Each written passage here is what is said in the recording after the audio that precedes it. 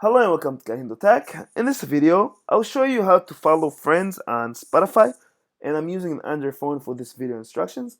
So let's begin. First, open up your Spotify app. Once you have it open, search for this friend that you like to follow on Spotify.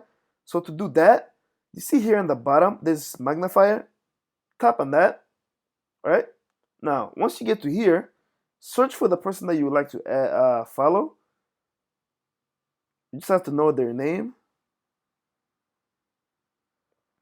Okay. I would like to follow this person on Spotify, so I'll tap on that. This takes me to their profile page.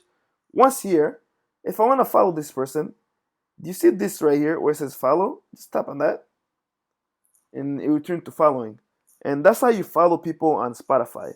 If you have any other questions or comments, please leave them in the comment section below. If you like the video, give it a thumbs up and definitely subscribe to my channel for more videos like this. Thank you for watching.